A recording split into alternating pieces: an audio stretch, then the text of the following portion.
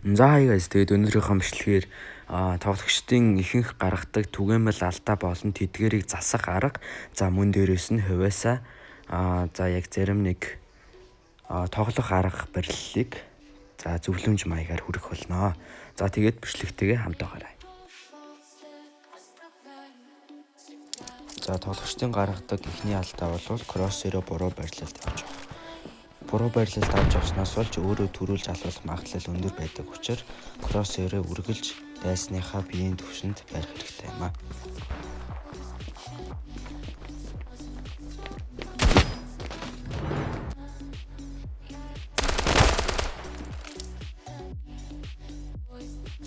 Тоглогчдын гаргадаг хоёр дахь алдаа бол кроссэрийг газар руу харж явах. Газар руу харж явсноор дайснаа онилох чадвар багасах учраас үргэлж толгойн түвшинд барьж явах юм а.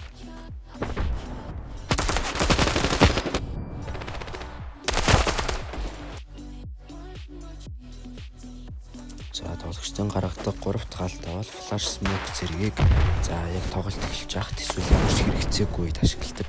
За энэ нь өөрөө маш буруу учраас яг шийдвэрлэх мөчөд буюу за 1/5 байрлал гэх мэт клатч момент хийх үе дээр үйл ашигтай байрлалаар ашиглах ба.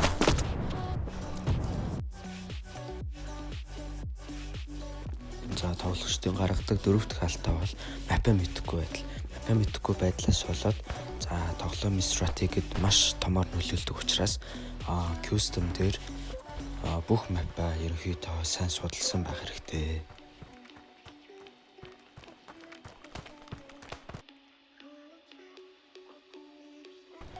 За зарим тоглогчдын гаргадаг алдаа бол чатанд хийх анхаардаг.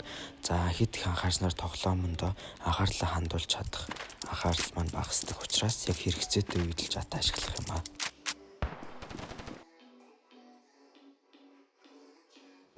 За миний эхний зөвлөгөө бол хөлийн чимээ. За хөлийн чимээг тоглох явцад өөрөө хүн сурдаг байгаа.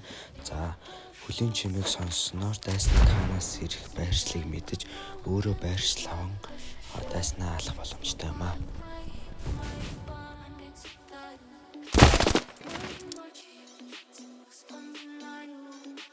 За миний хоёр дахь зөвлөгөө бол за яг багийн ажиллагаанд тулгуурсан зүйл байгаа.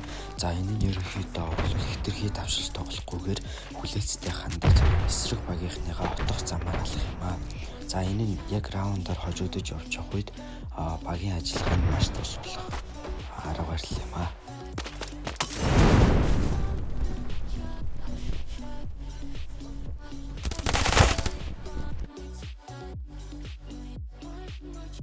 За миний 3 дахь зөвлөгөө бол дайсныг заавал райфл биш гар буугарч алах боломжтой бөгөөд за ханны ард нуугдаж байгаад дайсны хөлийн чимээг сонссон тохиолдолд цочоож гараад алах юм аа.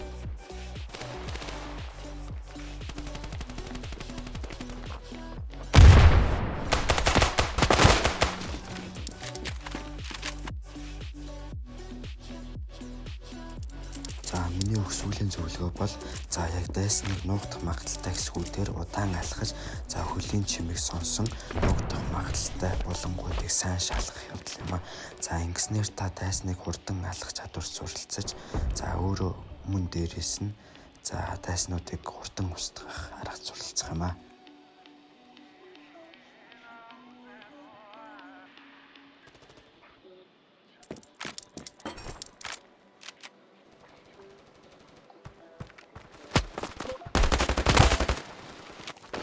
За мөн дээрээс нэг зүйл хэлэхэд за буу барьж алхахаас утга барьж алхах нь илүү хурдан байдаг шүү. За ийхүү миний зүгээс бэлтгэсэн бичлэг маань дуусч байна. За тэгээд та нар маань лайк болон subscribe-а дарахаа мартав. За тэгээд мөн ямар бичлэг хийлгэмээр байгаа комент хэсэгт үлдээгээрэй. За тэгээд дараагийн бичлэгээр уулзцгаая. Түр баяртай.